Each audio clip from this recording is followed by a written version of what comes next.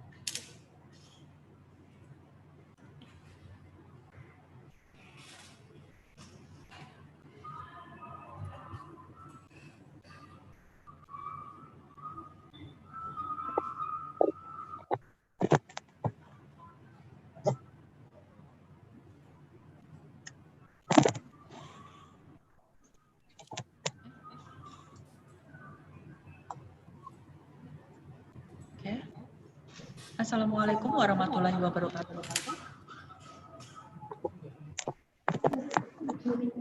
Oke.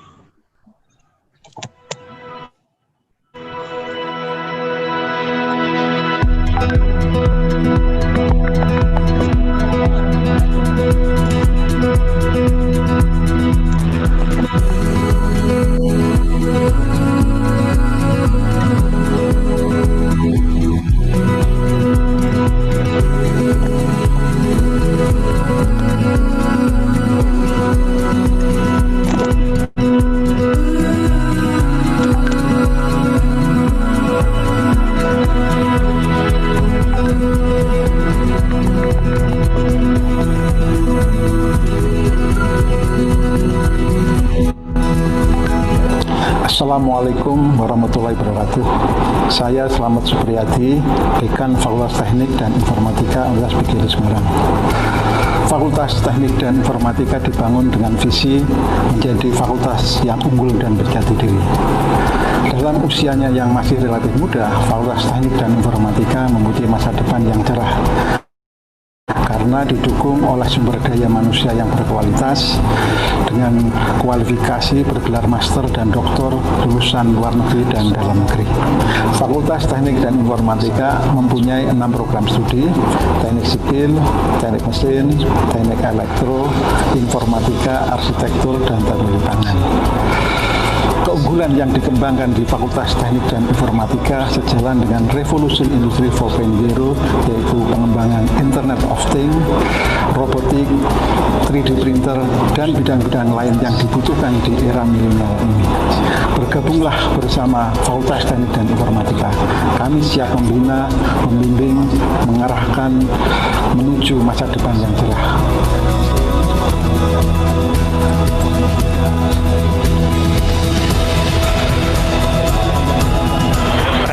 Nama saya Lutfi Anjik Marianto dari Program Studi Teknik Sipil Universitas PGRI Semarang.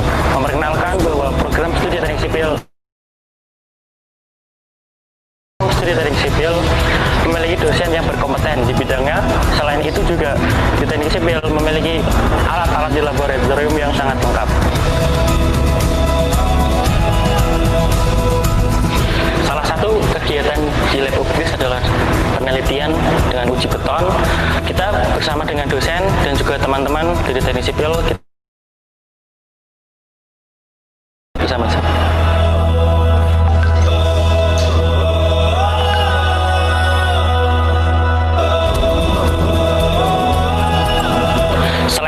kawan-kawan, di sini juga ada uji tanah.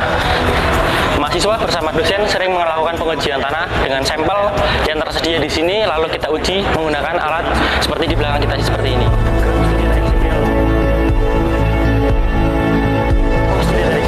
Selain praktek di laboratorium, kita juga sering praktek di lapangan.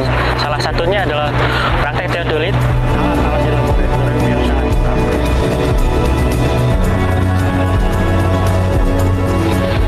Mari bergabung bersama kami di program studi teknik sipil Universitas PGRI Semarang.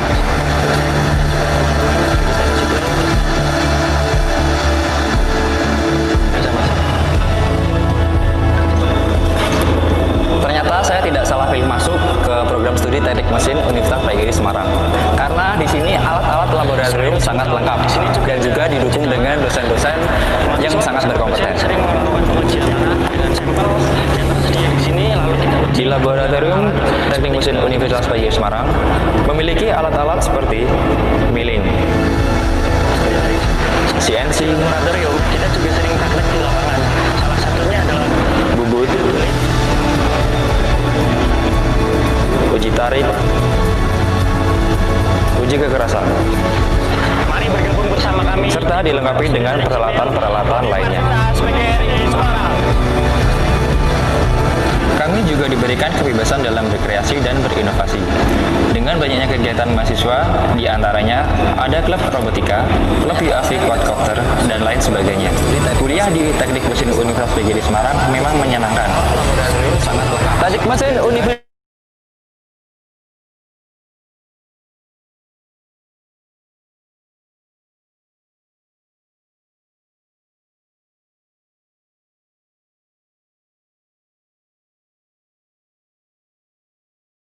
Tahu belum KBM itu apa? KBM itu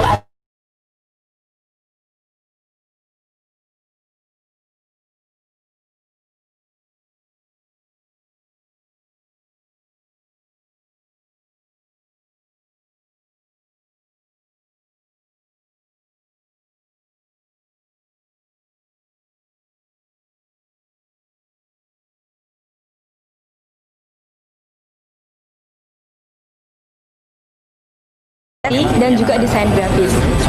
Teknik Mesin Universitas. Selain itu, di sini kita juga diberi wadah sebuah informasi seputar sertifikasi di lingkup kampus maupun luar kampus yang diadakan oleh BNSP yang berkaitan tentang pembuatan website maupun Android. Yuk gabung di Informatika Universitas PGRI Semarang. Ditunggu ya. Di arsitektur UBIS, kita diajarkan bagaimana mendesain dan merancang sebuah bangunan.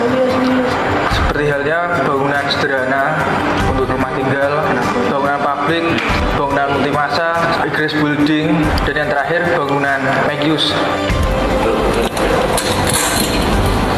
Di arsitektur kita akan diajarkan bagaimana cara mendesain dari gambar manual hingga gambar digital. Untuk gambar digital sendiri, kita akan belajar menggunakan aplikasi AutoCAD, SketchUp, Revit, dan Lumion. Maupun kampus yang diadakan oleh BNSP yang berkaitan tentang pembuatan website maupun Android. Di arsitektur UBIS kita diajarkan untuk merancang suatu bangunan yang berkonsep green building atau ramah lingkungan dan hemat energi. Di arsitektur UBIS, kita diajarkan bagaimana mendesain dan merancang sebuah bangunan. Mari bergabung bersama kami di Arsitektur Universitas PGRI Semarang. Green Building for Multimasa, grace building. Salam kolaborasi karya, salam Elektro Jaya. Saya Amun Haryanti, mahasiswa Teknik Elektro dari Universitas PGRI Semarang. Teknik Elektro Universitas PGRI Semarang tergolong baru. Namun meskipun tergolong baru, belajar di sini sangat mendapatkan fasilitas yang baik serta didampingi dosen pengampu yang berkompeten. Di arsitektur UBIS kita diajarkan untuk merancang suatu bangunan yang berkonsep green building. Selain itu, kami juga pernah mengikuti lomba kontes robot regional meliputi Jawa maupun secara nasional. Arsitektur Universitas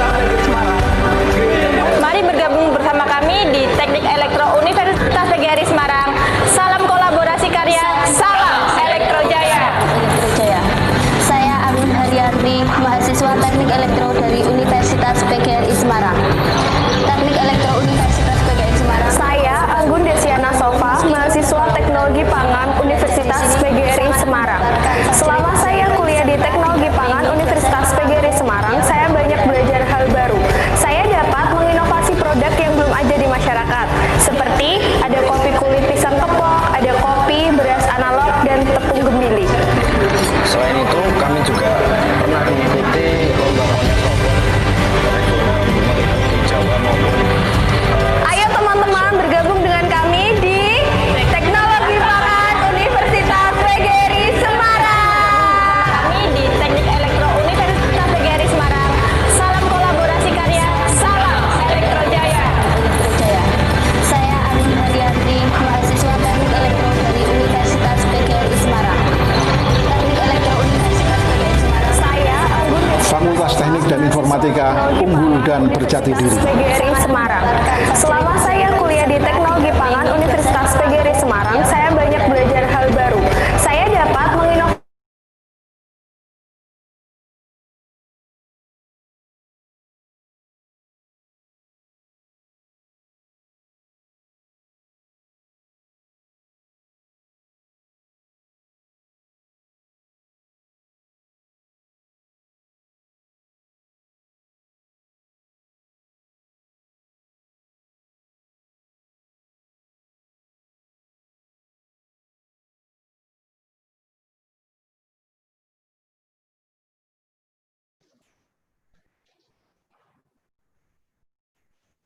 Assalamualaikum warahmatullahi wabarakatuh. Good afternoon, ladies and gentlemen. Good afternoon, the Honorable the Dean of Faculty of Engineering and Informatics, Bapak Dr. Andes Slamet Supriyadi. The Honorable Associate Professor Dr.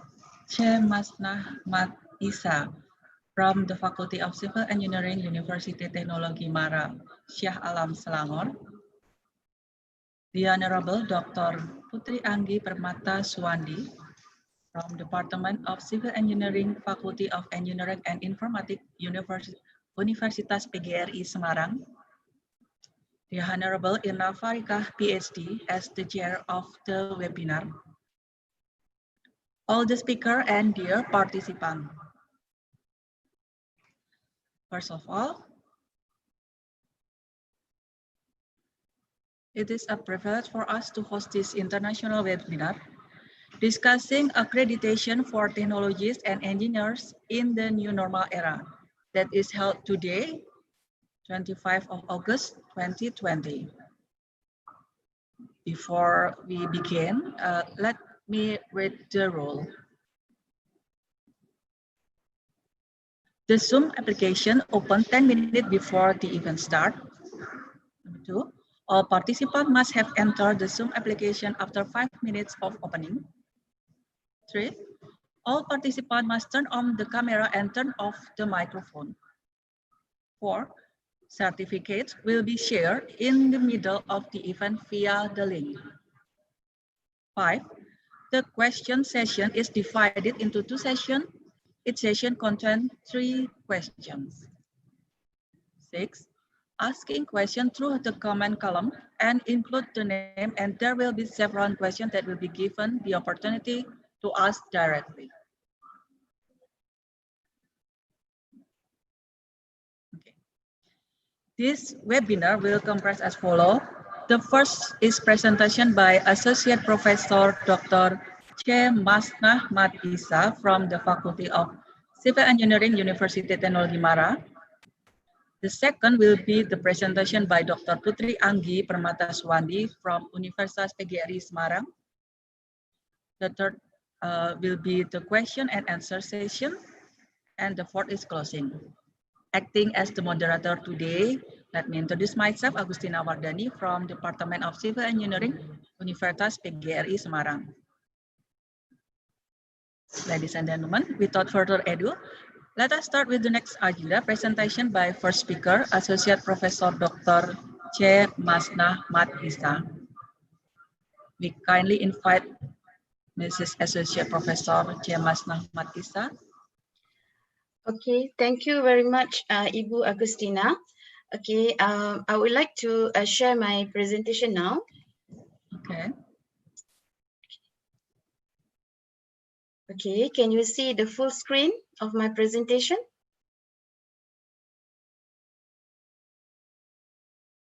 All right.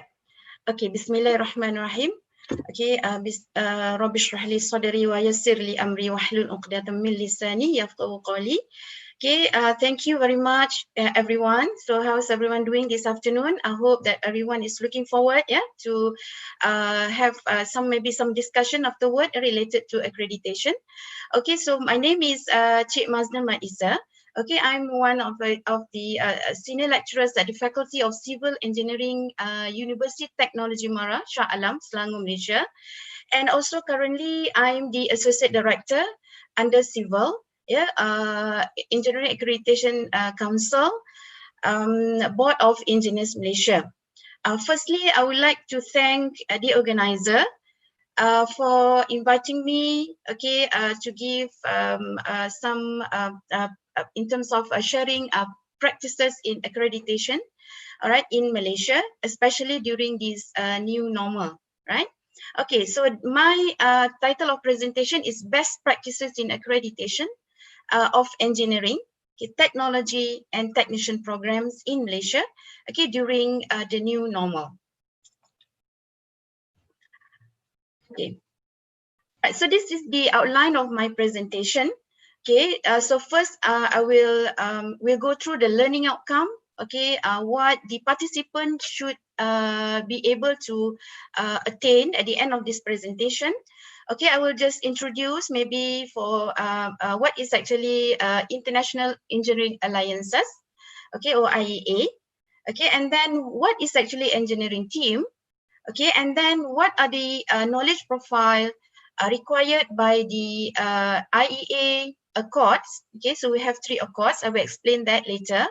Okay, and then what are the complex problem, a broadly defined problem, and also well-defined problem under each of those Accords. Okay, and then also engineering activities under those 3 Accords. Okay, I will also explain on the OBE implementation in Malaysia, and also best practices related to accreditation and also related to OBE implementation in Malaysia. All right, and then conclusion. All right, so at the end of this presentation, okay, you being as the participants, first, you should be able to be familiar with the International Engineering Alliance or IEA Accords. Okay, and then second, you should be able to understand and be familiar with the terms on knowledge, what is actually knowledge profile, engineering problems, and also engineering activities. Okay, for all those 3 Accords. Okay, and then the third one, to understand or to be aware on the OBE practices and accreditation accreditation of engineering, technology, and technician programs in Malaysia. And also, hopefully you'll be aware with the best practices in teaching and learning carried out by the university, or we call it IHLs in Malaysia during this new normal. All right, so first is about IEA. So IEA is actually International Engineering Alliances.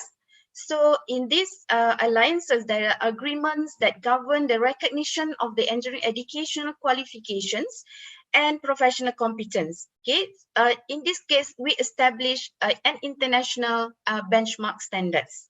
All right, so in IEA, so we have 3 Accords. Yeah, so we have Washington Accord. Yeah, we have Sydney Accord, and we have Dublin Accord. All right, so Washington Accord is for engineering program, okay, to produce engineers. Okay, Sydney Accord is for a technology program, yeah, to produce technologists. Okay, and Dublin Accord is for diploma program or technician program, okay, to produce a technician. All right, so basically this IEA currently, the standards, they have the 3rd version and ongoing the 4th version. All right, okay, so these are the members under Washington Accord. So currently there are 20 members, countries under Washington Accord, okay, including Malaysia. So we have been these full signatories since 2019. Okay, and also under Sydney Accord, we have been as the full signatories since 2018. And similarly for Dublin Accord, we are under full signatories since 2018. Yeah, so we can see that here currently Indonesia is under provisional member. So I think Indonesia is going for full signatories soon. All right. Okay. Okay, this is the what we call it engineering teams. So this relate to the 3 accords that I have mentioned just now. All right, so we have engineers under Washington Accord. Yeah, we have engineering technologists under Sydney Accord, and we have engineering technician under Dublin Accord. Yeah, so these are the admission dates for Board of Engineers Malaysia. Right. Okay, so these are the differences between the 3 engineering teams. So we have under Washington Accord, okay, we want to produce engineers that can solve complex engineering problem. Okay, so in order for the students or the graduate to be able to solve complex engineering problems, they must acquire the in-depth knowledge, okay, that allow a fundamental based principle analytical approach. Okay, then for technology program, to produce technologies, okay, the technologists have to deal with broadly defined engineering problems. So they require knowledge of principle and applied procedures or methodologies. Okay, and then for a diploma program or technician program under Dublin Accord, so we are going to produce technician that will be able to work with well-defined problems that can be solved with a limited theoretical but normally require a more practical approach. So we can see in this case for engineers, it is more on the cognitive level, okay, but for technologists and for a technician, they require more hands-on. Yeah, so more hands-on. So that's the major difference between the technologist, technician, and also the engineer. All right, so but in a very simple way, we can say that the problems under Washington Accord is a complex problem. For broadly defined, it's a complicated problem, and for well-defined, it is a difficult problem. Okay, so in order to understand more, I think we need another session maybe to go in depth. Right? Okay, so overall, okay, under these 3 accords, so all these 3 accords will the aim is to produce graduate attributes, yeah, or we call it program outcomes, yeah. So of what? Okay, these are the 12 program outcomes, okay, for all accords. So we have PO1 up to PO12. Okay, so PO1 is the engineering knowledge itself. PO2 is analysis. PO3 is design or design for solution. PO4 investigation and modern tools. These are the graduate attributes required to analyze and to come up with the solutions, synthesize the solution. Okay, and then we have PO6, 7, and 8. These are more on responsibilities of the graduates during their work in their workplace later. Okay, similarly for PO9 up to PO12, in terms of teamwork, communication, project management, and lifelong learning, those are the skills required in the workplace, okay, for the graduates. Okay, so this is actually just a comparison, okay, between the 3 accords. So we have for Washington Accord, we have Sydney Accord for broadly defined, and we have the Sydney Accord for technician graduates. Yeah. So in this case, we map all the 12 POs, okay, with the knowledge profiles. Okay, I will explain what are the knowledge profiles required later. All right. Okay. So these are one set of POs for engineering program. Okay, so you can see that in this statement, so this is what we call it a full statement for each of the POs. Yeah? Just now, I just used the keywords, yeah, for PO1 up to PO12. So hopefully, I think maybe in Indonesia, you also have this kind of program outcomes, okay, similar to this one. Okay, so this one is for engineering. So you can see complex problems in these statements. Yeah. So for technologist program and for the technician program, there will be words broadly defined and also well defined. Yeah. So what we have similar statements. Yeah, for all these POs. All right. And then just to highlight, for PO10, it is related to engineering. activities. Yeah, okay, I will explain on that later. All right, so this is the mapping, okay, of graduate attributes under Washington Accord. Yeah, so you can see that the word W stands for Washington Accord. So we have 12, 12 PO here, okay, and you can see that for 7 POs from PO1 up to PO7, yeah, we have 1, 2, 3, 4, 5, 6, 7. Okay, so we have what we call it complex problem. So any courses that map to this particular program outcome must assess complex problem. So you have complex problem for PO1 up to PO7. All right, and then in terms of the knowledge profile, so for Washington Accord, we have 8 knowledge profile. Okay, hold on. So we have knowledge profile, which is WK1 to WK4 for PO1 and PO2. Okay, and then for PO3 we have WK5, PO4 we have WK8, and so on. All right. Okay, so these are the detail of the statements for each of the knowledge profiles and also for the complex problems. Yeah. So, and this is the statement for engineering activities. Okay, so I just mentioned just now that complex problems are in 7 POs, which is PO1 up to PO7. And engineering activities, EA, is in PO10, which is on communication. All right. Okay, so the knowledge profile, we have 8 for engineers. All right, so we have started with the natural sciences, where our students, normally engineering students, definitely they have undergone, they have taken physics, for example. Okay, those are the must course that the student must have. So that will provide them that particular knowledge profile on physical sciences. Yeah, all right, and then of course, our students must have the mathematics, okay, as their knowledge profile. And of course, when they go into our program, so they will be provided with the engineering fundamental, that will be WK3. Okay, and then later on, when they are in their 3rd year or 4th year in engineering program, normally they will be exposed to specialist knowledge. Okay, and then other knowledge would be the engineering design. They have to come up with a complete design, for example, for any system. Okay, and then of course it relates to the engineering practices in the real world. Okay, and then of course they must have this WK7. We call it comprehension of issues and approaches. What is happening outside? So the student must be exposed to all those knowledge, issues, and approaches. And of course, the student must have WK8, which is the research literature. They must have that particular skill to get all important information for them to come up with a solution for the complex problem. All right. Okay, so this is specific for Sydney Accord. You can see it has a similar mapping with the complex, with the Washington Accord. Okay, where we have because this is actually, okay, because we have for 7 PO1 up to PO7, so we have broadly defined problem.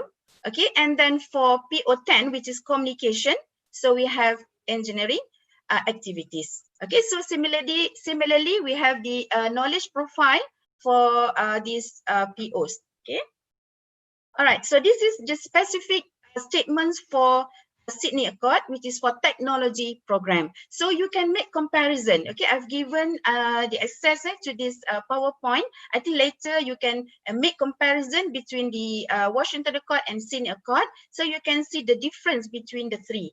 Okay, so in this case, because engineers, they have to solve complex problems. So in terms of the depth, there must be a very in-depth knowledge.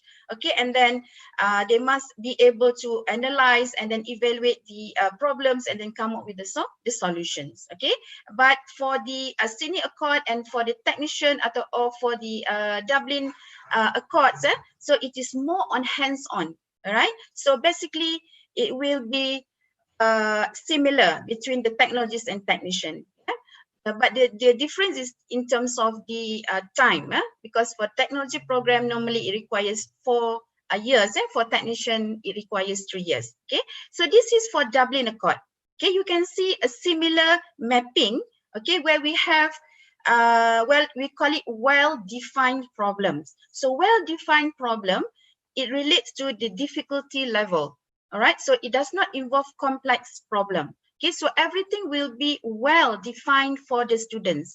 Okay, the problems would be the familiar ones, okay, that we give to the students. Okay, but for the engineering program, the problems would be something that they are not familiar with, or call it infrequently happening in the real world. All right.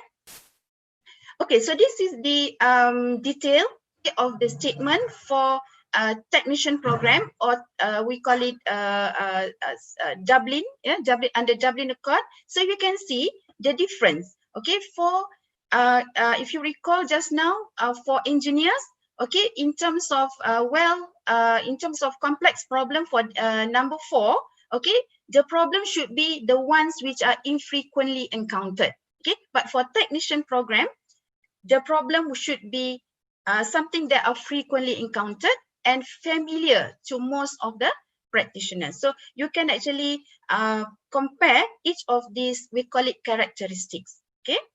All right. So this is actually the overall, what we call it, cycle. Yeah? What is happening in Malaysia currently. So we started OBE since 1999. So at this point, we call it a planting of seeds. Yeah.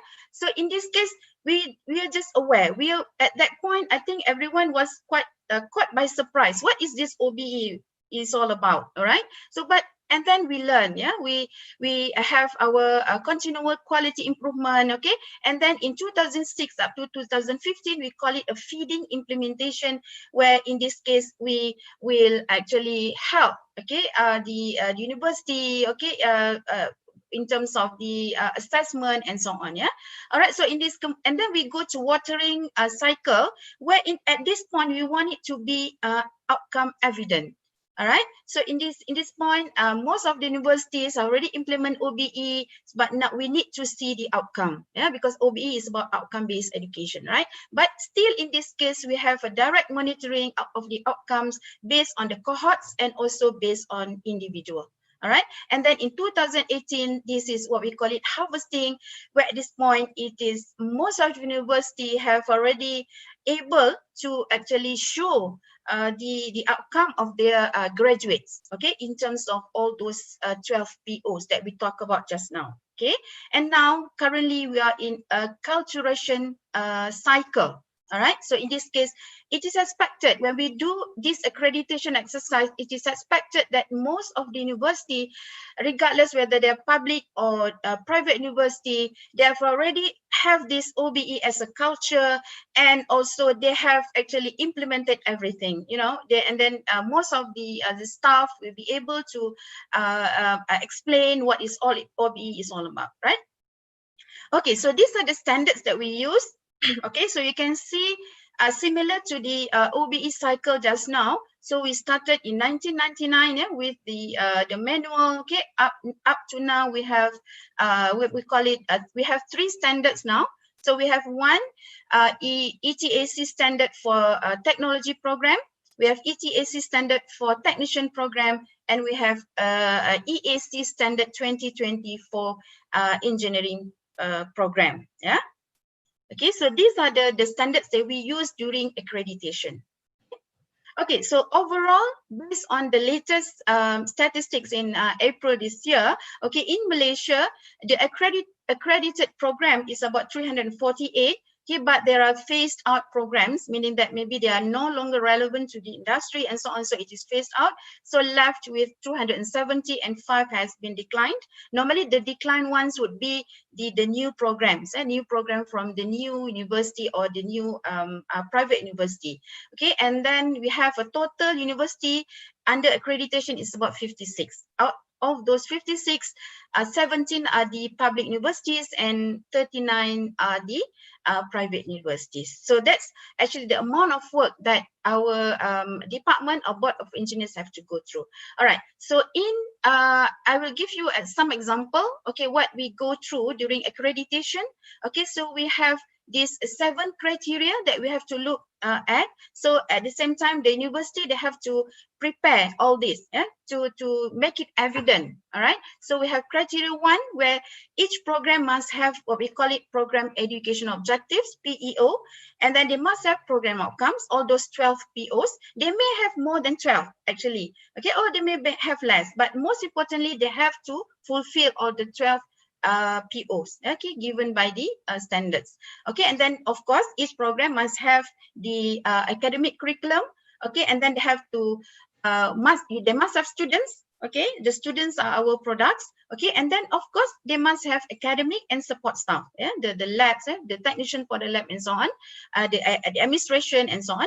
Okay, and also the facilities is very, very important. So I can see that for Semarang Universitas Semarang just have very good facilities. So those are the things that we will have to actually look into to ensure that the teaching and learning, okay, for our students, yeah, are not being compromised. Yeah. Okay, and most importantly, I think is the quality management system. All right. So basically, what are the things, the standard operating procedure that you're using? Okay, and then what are the continual quality improvement that you are adopting? All right. Okay, and then for engineering program, so these are the 8 qualifying requirements, meaning that before we go to do accreditation, based on the SAR report, we call it a self-assessment report submitted by the university, they must fulfill these 8 criteria. Okay, first there must be OBE implementation. Okay, and then for engineering program must have minimum of 135 credit hours, where 90 is the engineering courses. Okay, and then they must have integrated design project, they must have final year project, industrial training, full-time academic staff of 8 minimum, okay, with at least 3 professional engineers. So starting next year, 2021, these professional engineers must be approved by the Board of Engineers Malaysia. Okay, so we will not actually accept any more other qualification from other place. And so meaning that they must register with the Board of Engineers Malaysia. All right, so in this case, the ratio must be at 1 to 20. So meaning that if you have 8 staff, the maximum student you can have is 160. Yeah, because you have 8 times 20. So you have maximum of 160 if you have 8 staff. So if more staff, then you can have more students. All right. And then of course you must have external examiner, okay, to look at your program, yeah, to look at your curriculum and so on. Okay, this is for technology program. Similar. So we have 7 criteria, but maybe you have some differences in terms of the credit units. Okay, and also of course in terms of the practice oriented component, yeah, because technology program and technician program, they must have more practice oriented component. Okay, so this is the, sorry, it went too fast. Okay, so this is for the technician program. Okay, you can see that for technician program, because it takes only 3 years. Okay, so it requires only 90 credit unit, where that 60 is actually the engineering courses, and then 50% or 30 from this must be practice-oriented component, must be hands-on. All right. Okay. So similarly, they have other requirements. So before we go to do accreditation, they have to follow all these requirements. Okay. So this is a basic OBE understanding, or in terms of OBE curricula. So in our program, normally we have what, how many? About 40 courses, right? Okay, and then we will map these courses to these all 12 POs. Okay, and then we are going to map to the PEO. So this is at course level where we set our course outcome, specific course outcome, intended course learning outcome. Okay, to address or to attain all these 12 POs that we designed for all those courses. Okay, and then later on it will support the what we call it, the indicators, the PEOs that the students, or no, the graduates, that we call it graduates, will achieve within 3 to 5 years. So the measurement for at this point is at the end of the semester. Okay, and then PO would be upon graduation, and PEO will be measured based on certain, we call it key performance indicators, meaning what do we actually expected our graduates to achieve within 3 to 5 years. Okay, so that will give some information for the program to improve themselves. Okay, all right. So this is actually the CQI. I think everyone is familiar with this one, but I just want to highlight. So we have 3 levels of CQI. One is at the course level. The second is at the program outcome or the program level, and the third one would be at the program educational objective level. Okay, so at all level require continual quality improvement. Okay, for the curriculum itself, yeah, for the teaching and learning methods, okay, and also for the assessment tools that you use. So this is very, very important. And as I said, in accreditation, one of the important criteria is actually quality management system. Then this would be under that criteria. Okay, this is an overall very important framework, okay, which tells you everything. Okay, for OBE, where we have make sure that everything is constructively aligned. Okay, so we have the curriculum where we have all the courses, all the learning outcome, what we want to give to the students, okay, and then how to help the students to understand all the curriculum or the courses. We must have a good instructional method, and then how to know that our students have already achieved what we want them to achieve. So we need to have a very good assessment tools. At the same time, make sure that we incorporate the domain, yeah. So we have cognitive domain, we have the psychomotor domain, and also we have the affective domain. And not to forget the requirements by the 3 accords. If this is an engineering program, so you must address the complex problem. If it is a technology program, you must address the broadly defined. And if it is a diploma program or technician program, you must address well-defined problem. Okay, so this is the new normal. I think everyone is aware. Of course, the administration of the university, they have to be aware. They have to actually support, okay, the academicians support the students, to actually for us to adapt with this new normal.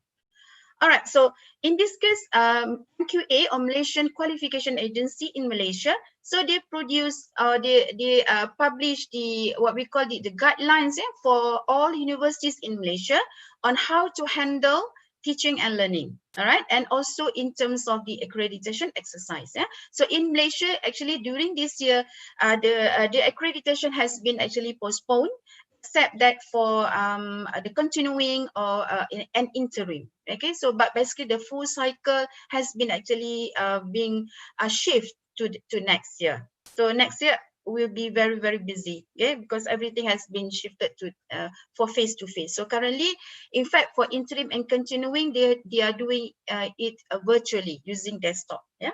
Okay, so similarly, Board of Engineers Malaysia, we also provide this guiding principle, okay, to all for the engineering programs in Malaysia. Okay, so but most importantly is that all programs, even though we have actually changed our assessment tools, for example, before this, we may have face-to-face examination, right?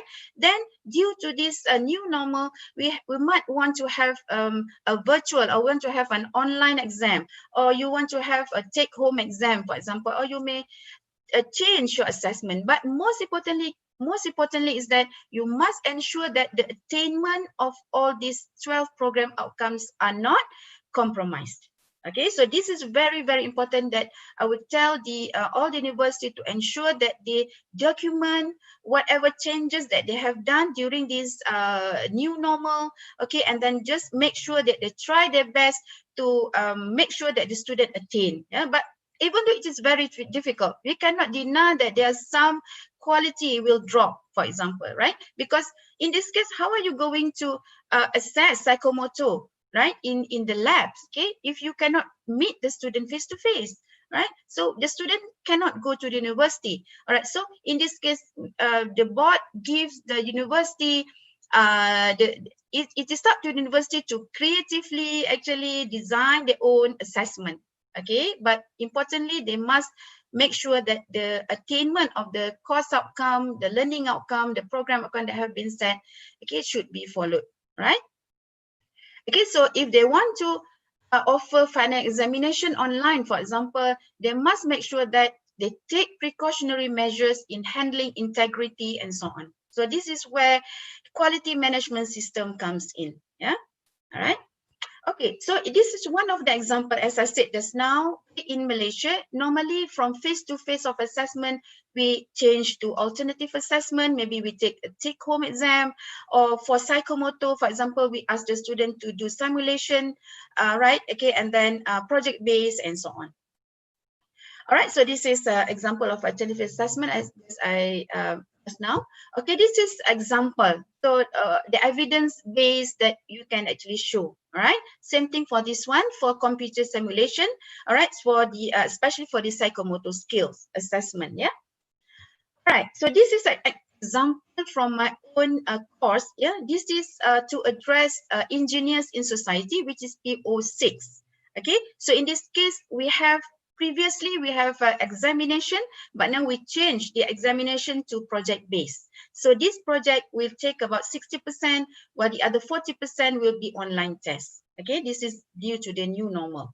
All right, so in this case, for this particular project, we have 3 course outcome and we have 2 program outcome, and one is addressing complex problem, which is PO6. Okay, and then also PO8, which is on ethics. Okay, which also have WK7 and WK7, which is comprehension of issues and approaches. So these are the knowledge profile for this assignment, for this project, where we are expected. We expected our students to demonstrate all this knowledge profile. They should be able to apply the specialist knowledge, because these students are actually the final year students. So they have already acquired all this specialist knowledge. So to come up with this proposal for the solution of the problem, they have to actually think on what are the suitable specialist knowledge that can use, okay, for this particular project. So same thing for engineering practices, yeah, for the comprehension of the issues and approaches, and so they have to know how to do literature search. Right, so this is the mapping of the knowledge profile and also complex engineering problems, because I'm teaching engineering program. Okay, so this is the poem given to the students specifically for civil engineers, right? And this is the task, specific task given to the students. You can see that we map each of the tasks directly to the course outcome and program outcome that we want to measure. So we need to, because this is actually during this era that we need to everything to document everything well. Okay, so in this case, we also provide what we call it rubrics. Okay, rubrics or performance criteria metrics for the students, for them to actually follow through to ensure that they are in the right track. Yeah. Okay, so this is the format of the report.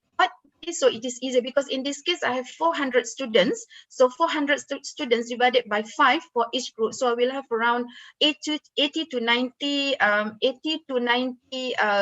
what you call it projects that have to go through. Okay, so we need to give them a standard format for it's easy for us to do the assessment.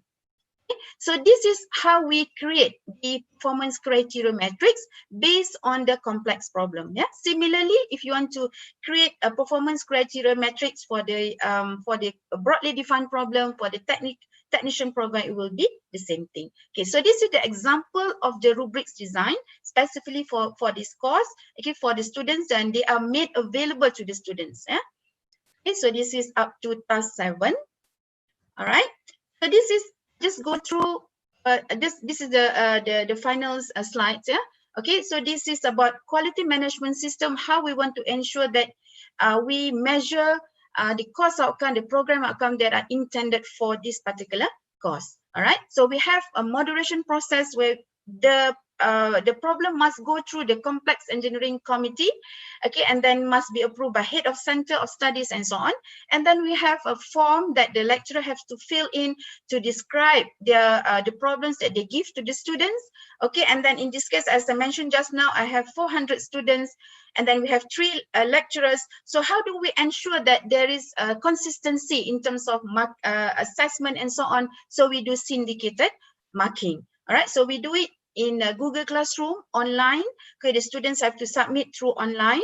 Okay, and then we also have the second examiner where they have to pick about 10% okay, of this assessment of this project. They have to check in terms of the assessment, okay, and then we also have course file audit every semester to ensure that the lecturers are fulfilling the OPE implementation, and also we provide the guidelines for the lecturers on how to design complex problem, and finally we will put in or we will upload the PO and CO attainment for the students. Okay.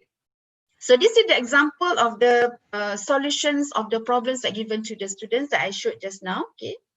All right. So this is actually the moderating and vetting process where our lecturers have to go through. They have to understand what is actually POs. Okay. How to map with the right WKs, which PO that they choose for their particular assessment or assignment. Yeah? All right. So I think that is the last of my slides. Hopefully I'm not too quick, okay, because I'm trying to catch up the time. Okay, so as a conclusion, I hope at this point of time, okay, you are familiar with the IEA Accords. Yeah, we have Washington Accord. Remember, we have this Dublin Accord and we have this Sydney Accord. All right. So for engineering, for technology, and for technician program. Okay, so in this case, you should be able to understand the knowledge profile. So we have 8 knowledge profile, WK1 up to WK8, yeah, for engineering program and technology program. But we have only 7 WK for technician program. Okay, and we have complex problem, 7 complex problem for engineering program. We have 7 broadly defined problem for technology, and also 7 for technician program. All right, so hopefully by now you are aware with the best practices in teaching and learning carried out by the universities in Malaysia during this new normal area. Okay, so I think that's all for my presentation. I hope I follow the time. Ibu Agustina, thank you very much. If you have any question, okay, so please do not hesitate to ask. I will stop sharing. Okay, thank you, Madam. That was surely a very useful material for us. I'm sure the participant will have some question later on, but for now, let us welcome the second presenter. Okay. Dr. Putri Anggi Permata from Department of Civil Engineering, Faculty of Engineering and Informatics, Universitas PGRI Semarang. Time is yours, ma'am. Okay, thank you for the time. Thank you for the information, Ma'am Chamesa, because it happened that soon our department will also do the implementation for program. I think the standard of Malaysian is not really different from Indonesia. Okay, thank you.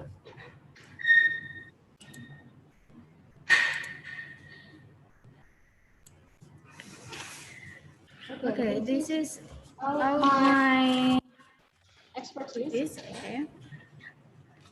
If you talk about the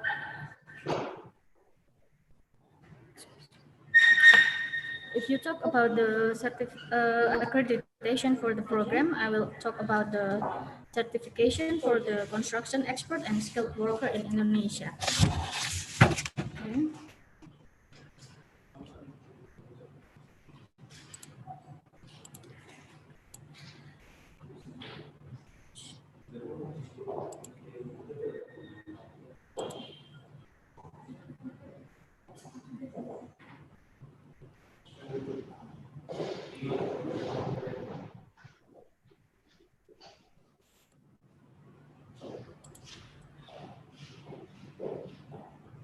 Okay.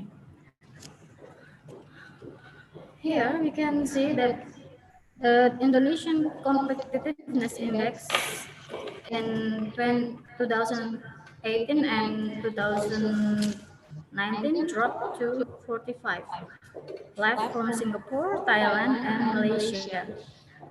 Therefore, the infrastructure development as a top priority is a logical and strategic choice in increasing Indonesia's competitiveness for catching up with the economic backwardness. Okay. For Indonesia, infrastructure is very important because with the infrastructure, many areas that feel isolated can be connected to the surrounding areas. Connectivity between regions will improve, and the economic of the community will be better. Of course, to build the complex work that involve the building material, equipment, application, and labor, and then to reduce risk in project, certified workers are required.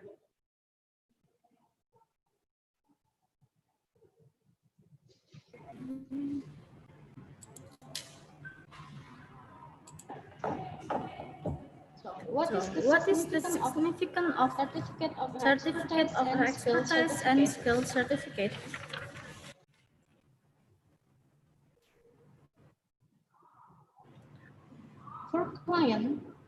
For client, this means that experts have demanded to gain the client trust. And then for the employer, this signifies your ability as an expert to take on higher responsibilities. And for the regulator, it means competence.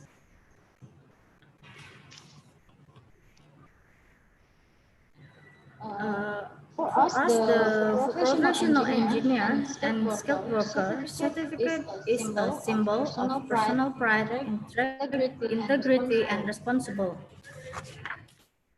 I will tell you about the certification level in Indonesia.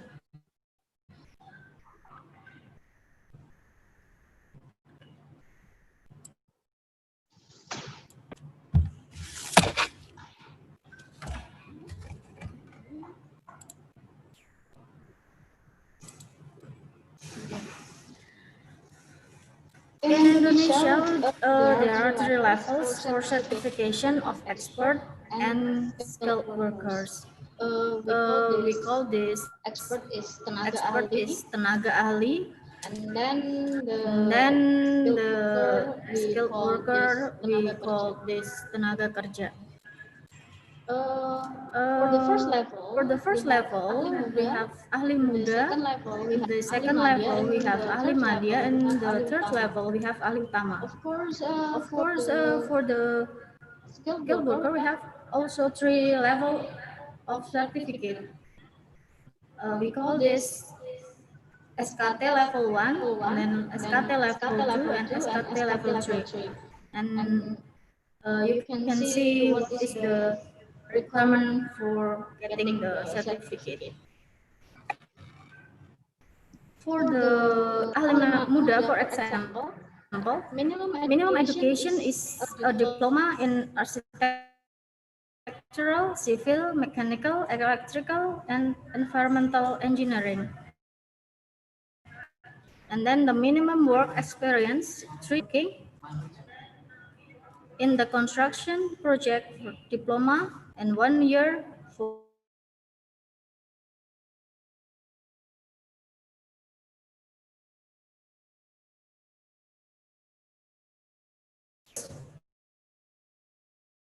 according to the field must have at least 3 years experience. And then vocational school graduates according to the field must have at least 4 years experience. And then the high school graduates that not in accordance with their field must have at least 5 years of experience.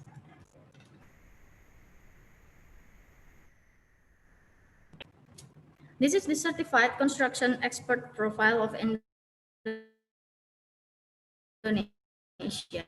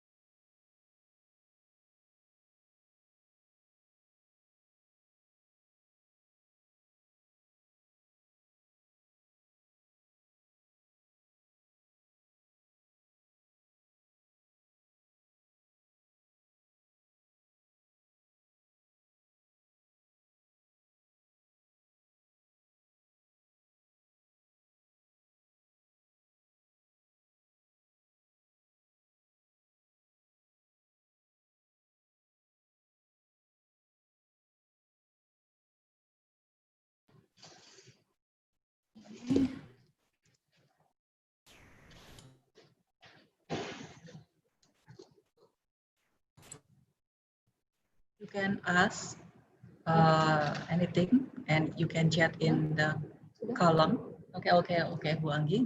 Is it share or not? Okay. Thank you. I'm sorry for the disturbance. So what do we?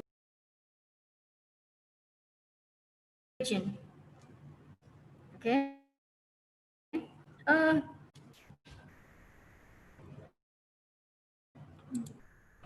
Yeah.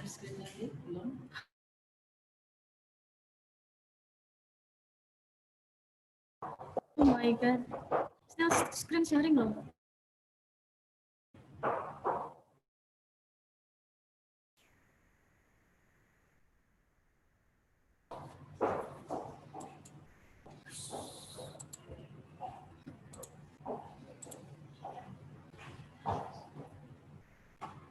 And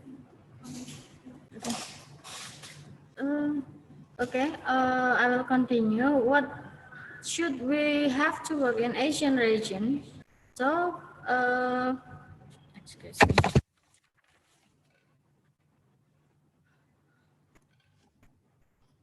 If we want to work in Asian region, we have to have SCPE certificate or Asian Chartered Professional Engineer SCPE certificate.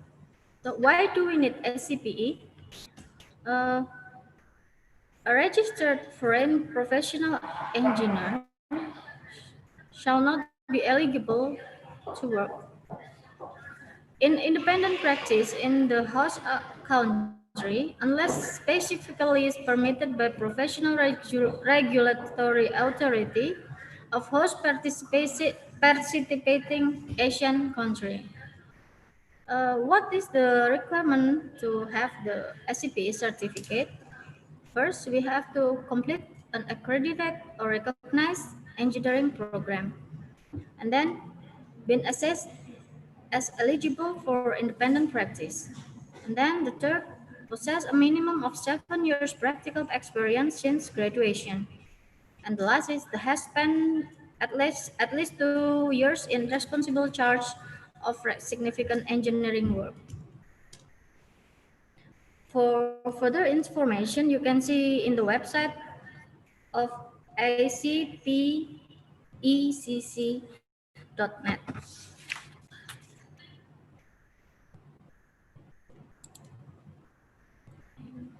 Here we can see the number of SCPE member. The biggest number is from Indonesia.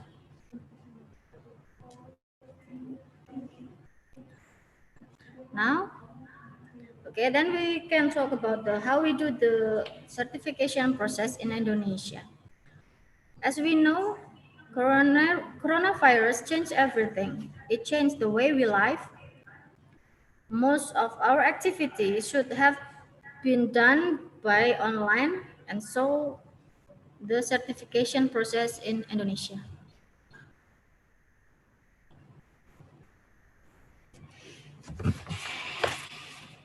Okay. This is how we do the certification in Indonesia.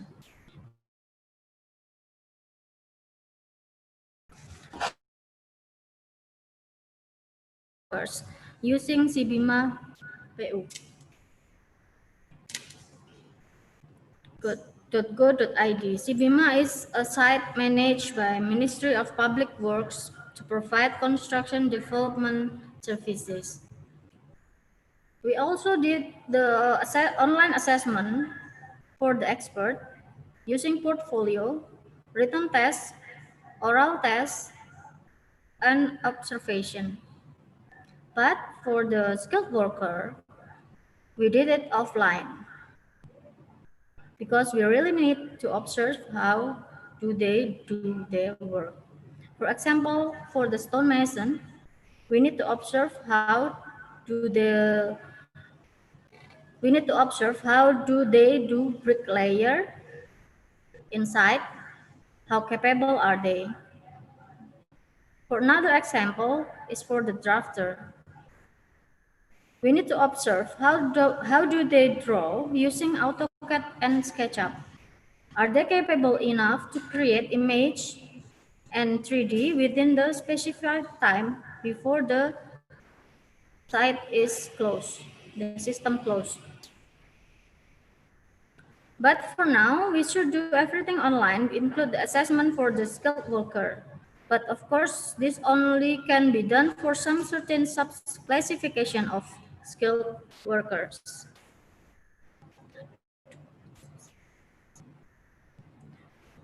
This is the CBIMA online model from CBIMA for distant learning. Yeah, this is the online examination.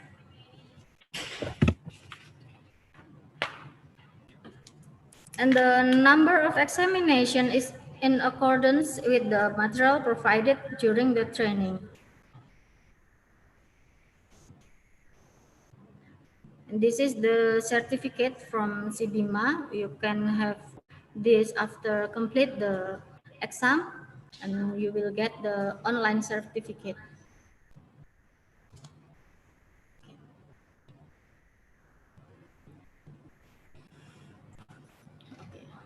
The distant learning CBIMA user criteria recruitment of participants can be done by universities or public community with the minimum number of 80 people.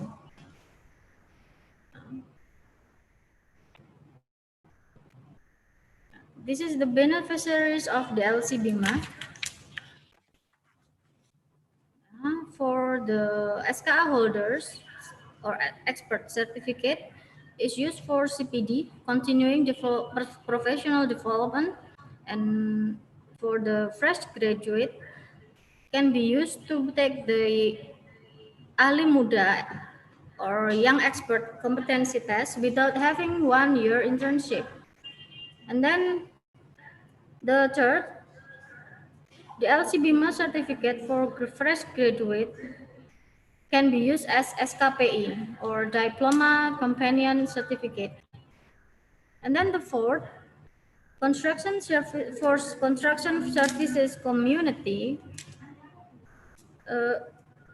knowledge management CBIMA is like an online library in the construction sector for the entire construction service community. Okay, this is how we do online assessment for expert.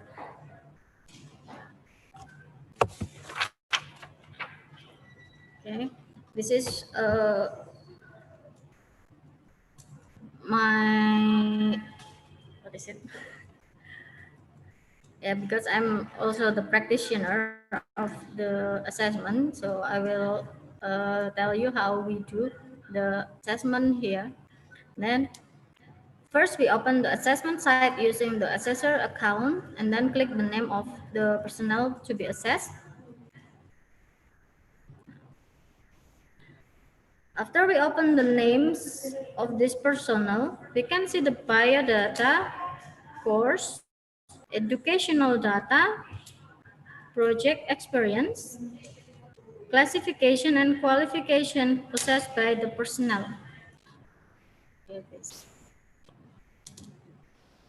When we click the data of education, we can see the diploma, like this. And data of experience, we can find the project experience that he have. And then when we click the data of classification and qualification, this is the data that we can obtain. And then after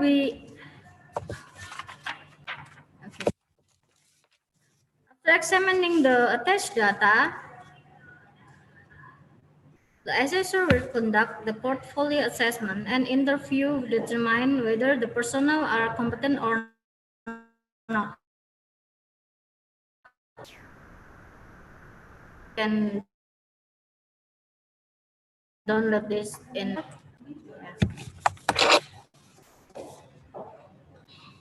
And then we can check the uji tulis or written test, and then portfolio, and then interview, and then observation. Yeah. And then we can see we can decide whether the participant is competent or not.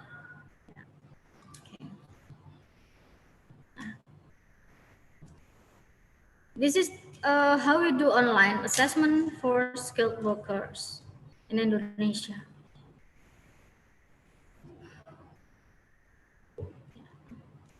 The Construction Service Development Agency will assign tasks that must be completed by participants within a certain period of time before the system closes.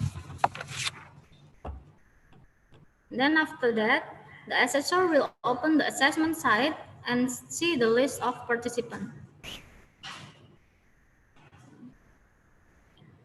Yeah, this is on each participant name. The assessor can see the result of the work that have been done by the participant.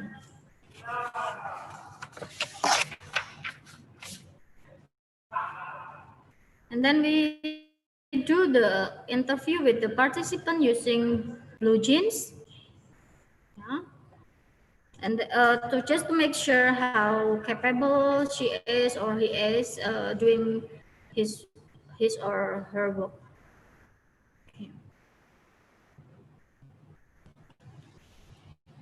After the interview, assessor will provide an assessment of the competencies of the participant. It's a little bit different, but basically it's all online. Okay. The obstacle encountered with the online assessment, there are areas that are not covered by the internet network. It cannot be denied that there are several areas in Indonesia that are not covered by internet networks, especially in eastern Indonesia. The problem with the weak internet network in its training can be resolved with a special solution, such as the case of training in Jayapura, where the center had to work together to borrow the closest location that could still be reached by the internet network. A participant could use the service of internet cafes. And the second obstacles is not all participants have laptop or smart devices. It turns out that not all participants have learning infrastructure such as computers, laptops, or other smart devices connected to the internet. To overcome this problem, many of the participants had to borrow these devices from the other fellow participant or rented computer in their respective region. Yeah, this is still being the issue until now, but we can do our best to solve problem. Okay. Thank you for the time, and I will give the time back to Dani. Thank you. Thank you, ma'am. Another useful insight for us. So, Mrs. Professor, Associate Professor Dr. Jem Masna has discussed about the best practice in accreditation of engineering, technology, and technician programs in Malaysia during the new normal era, while Mrs. Dr. Putri Anggi Permata Swandi has added on the certification for construction expert and skilled worker in Indonesia. Okay, so maybe we have some questions from participants.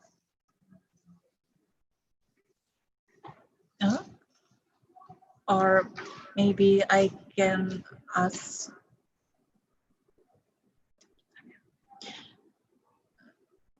Madam Masna? Yes. Madam, okay. Madam Masna, yeah, Yes. ma'am, professor, I'm sorry, what should I call you? Dr. C, I'm fine. Doctor, okay, Dr. Masna, okay. We will ask if you have any advice for us about alternative assessment if we should assess for our student for practice in laboratorium. Mm-hmm. How can we do the assessment during the pandemic for online? Yeah, that's why I was in my talk just now. Okay, I showed you the guidelines by the Board of Engineers Malaysia, specifically for the labs actually. So the universities, they have the alternative whether they can actually shift the lab, like the experiment in the next semester. That will be applicable only for the students that are still in the system, right? But for the final year students, is going to be quite difficult. So in this case, I think the program have to look at this not just specific for that particular course, but they have to look at it in as a whole. So and then so in this case, one of the practice that has been done in our universities and maybe in other universities in Malaysia is that they give some students hands-on activities. Okay, but I think that one still has some limitation because the students will not be able to use the right instrument. But actually it can give you some, at least a minimum assessment in terms of the hands-on. Because the psychomotor is about using physical, okay, carrying out physical activities. So what they did is that I think that would be proper for courses that are at the lower level.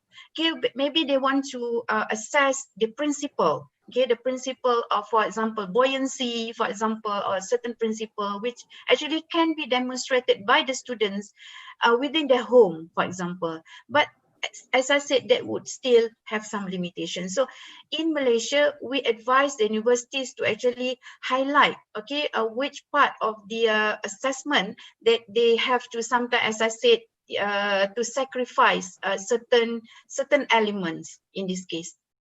Okay. We don't have actually the direct answer, but the other one would be, as I mentioned just now, in terms of the simulation. So they can use maybe a certain software, okay, to simulate the experiment. Okay, so that's one of the option that is acceptable by the accreditation. Okay, thank you, because I think we have the same problem with. Yes, of course. Yes, okay, thank you. Welcome. And Bu Anggi, maybe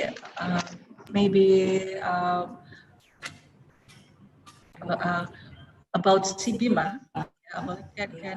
Can you tell us about CBIMA construction, how we can access and the requirement to access the CBIMA construction? Okay. For CBIMA construction, we can access this site in cbima.pu.go.id, and then there we can see a lot of book, maybe if you need it, because I download a lot from this site, especially for teaching. Yeah. There is a lot of new innovation in civil engineering that have been done in Indonesia, such as jembatan Holtekam in Papua. From the information in the CBIMA, we can see the innovation, how to make the Holtekam that is not assembled in the Papua, but assembled in Surabaya, and then using the ponton, they take the assembled girder or jembatan, we mean in the complete jembatan, and then we can assemble the what is it, the plate and the what is it, complete the installation in the Papua. It's a new way to make the bridge. To access the LC Bima, I have told you that we need to apply in the university or public community with the minimum participant 80 people. Yeah. And then the requirement for the participant or service user, yeah, for the student or alumni who come from bachelor degree study program in civil engineering and environmental engineering cluster who have taken at least seven semester, or have just passed as bachelor degree. And then for the professional association, participants should have already have SKA muda, I mean ahli muda, and then choosing the distance training job position in accordance with the major taken at the college.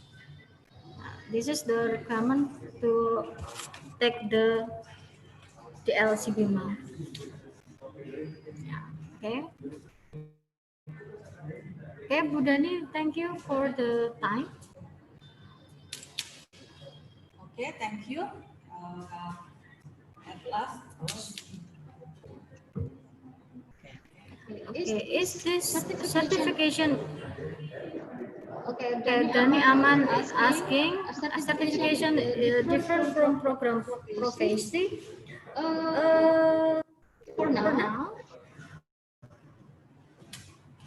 now, for now, we can take program profesi or PPI, and then we will have STRI,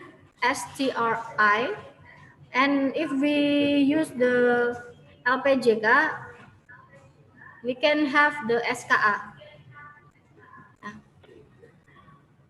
But them, both of the certificate can be used to work in the construction area. But you have to register in if we have SKA, you have to register your SKA in PPI, and if you have STRI,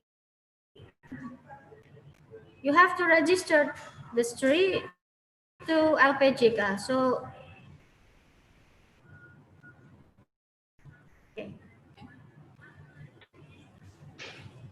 Okay. yeah, thank you. Okay, thank you, Bu Anggi and thank you. Madam. At last, we have come to the end of this webinar. We hope that this will raise a new perspective, a fresh outlook on the new era. At last, we would like to say thank once more to the two presenter, Associate Professor Dr. Cemas Nahmat Isa and Dr. Putri Anggi Permata Swandi, and all the participants for the active participation. Before I end this meeting, we can join. Don't forget to join our fifth webinar series. The theme is Green Building in New Normal Life tomorrow at 9 o'clock. Okay, so I end this meeting. Best wishes to all of you and have a good day. Thank you.